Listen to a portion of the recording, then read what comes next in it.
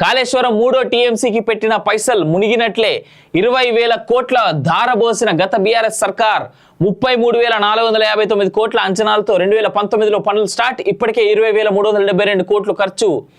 ఇందులో 17,051 కోట్ల అప్పులే. అనుమతులు లేకుండానే ముందుకు. మేడిగడ్డ కుంగడంతో 2 టీఎంసీల నీళ్లు ఎత్తిపోసుకోలేని పరిస్థితి.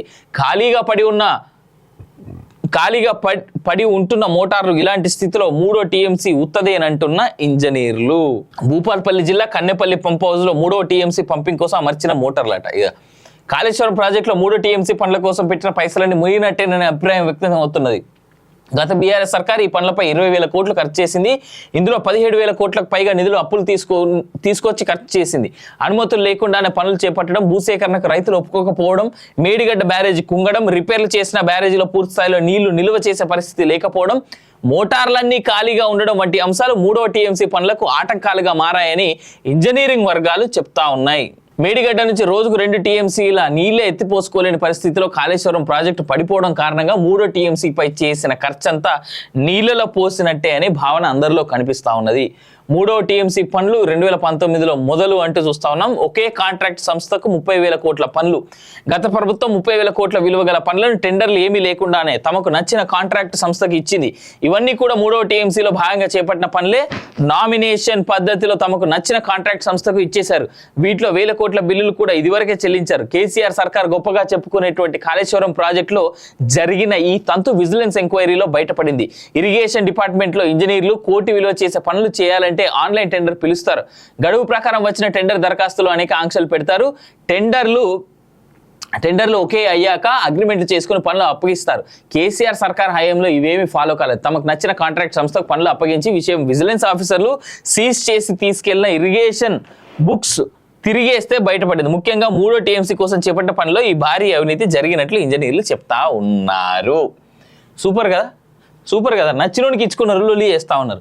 ఇక 20,000 కోట్లు ఖర్చు చేసిన ప్రయోజనం ఏది? కాళేశ్వరం ప్రాజెక్టులో లింక్ 1, లింక్ 2లో చేపట్టిన పనులు, పంప్ హౌస్ల దగ్గర అదనపు మోటార్లు ఏర్పాటు చేసిన పేరుతో 3వ టీఎంసీ పనులు దందా జరిపినట్లు తెలుస్తున్నది. కన్నెపల్లి పంప్ హౌస్ అంటే లక్ష్మీ పంప్ హౌస్ వద్ద 2 టీఎంసీల వాటర్ లిఫ్ట్ చేయడానికి 11 మోటార్లు అమర్చగా అదనపు టీఎంసీ కోసం మరో 6 మోటార్లు, అన్నారంలో 4, సుందీల పంప్ హౌస్ లో 5 అదనపు మోటార్లు బిగించారు. లింక్ 2 కింద ప్యాకేజ్ 1, 2, 3, 4 పేరిట కూడా 1,000 కోట్ల విలువ చేసే పనులు చేశారు. ఇక్కడ కూడా అదనపు మోటార్లు బిగించారు. మేడిగడ్డ బ్యారేజ్ కుంగడం వల్ల ప్రస్తుతం బ్యారేజీలో పూర్తిస్థాయి సామర్థ్యం మేరకు వాటర్ స్టోరేజ్ చేసే పరిస్థితి లేదని నేషనల్ డ్యామ్ సేఫ్టీ అధికారి సూచించింది. భవిష్యత్తులో బ్యారేజీ రిపేర్ చేసినా కూడా 5-6 టీఎంసీలకు మించి వాటర్ స్టోరేజ్ చేస్తే బ్యారేజీకి ప్రమాదం అనే సంకేతాలు ఇచ్చింది.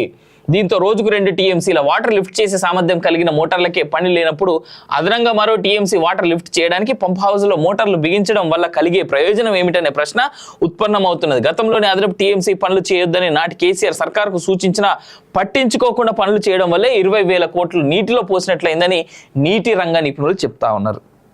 ఇక దీన్ని బట్టి మనం అర్థం చేసుకోవచ్చు తెలంగాణలో కాళేశ్వరం వల్ల ఎంత పెద్ద నష్టం జరుగుతూ ఉన్నది అనేటువంటిది. 20,000 కోట్లు తీసుకొచ్చి నీళ్ళలో పోసిందంటే కేసీఆర్ని ఏమనాలి మనం? ఇప్పుడు కాళేశ్వరం విషయంలో గత కొన్ని రోజులుగా మనం ఎపిసోడ్లు చేస్తానే ఉన్నాం. మేమే కాదు, మాతో పాటు ఇంకా చాలా మంది ఈ రకమైనటువంటి ఎపిసోడ్లు చేస్తూ ఉన్నారు. బట్ ఎంతవరకు వచ్చింది? ఇలా కన్నెపల్లి పంప్ హౌస్ ఏదైతే ఉందో ఇక అది వేస్ట్ అన్నట్టే కదా. టు బి ఆనెస్ట్ ఇప్పుడు 3rd టీఎంసీ కోసం ఇంకొక టీఎంసీ కోసం 20,000 కోట్లలో 18,000 కోట్లు 33,000 కోట్లు అనుకుంటుంది. 33,000 కోట్లలో 18,000 ఇప్పటికే అప్పులు తీసుకొచ్చి మరీ చేసిరు కదా. సో మరి దాని సంగతి ఏంది? ఏ విధంగా చూడాలి దాన్ని? ఏమైనా మాట్లాడితే కాళేశ్వరం మీద కేవలం మీరు బీఆర్ఎస్ అంటారు అని చెప్పేసి అని అంటా ఉన్నారు. కానీ ఇక దాంట్లో జరుగుతూ ఉన్నది 33,000 కోట్లు నీళ్ళలో తీసుకొచ్చి పడేసారు. 33,459 కోట్లు అంటే 33,500 కోట్ల రూపాయలు. ఎవడు తిన్నట్టు? అది ఎవరి కోసం పెట్టినట్టు? 100 కోట్ల కాంట్రాక్ట్, దాంట్లో కేవలం వాళ్ళకి నచ్చిన వాళ్ళకి ఇచ్చుకున్నారు, వాళ్ళ దగ్గర వాళ్ళకి ఇచ్చుకున్నారు, వాళ్ళ సంకల్ నాకెట్ వాళ్ళకి ఇచ్చుకున్నారు. బాధ కాదా? ఇదంతా ఎవరి మీద పడుతుంది? మళ్ళీ మన మీదనే. తెలంగాణ ప్రజలుగా తెలంగాణలో పుట్టినందుకు తెలంగాణలో ట్యాక్స్ కట్టాల్సినటువంటి బాధ్యత మనది.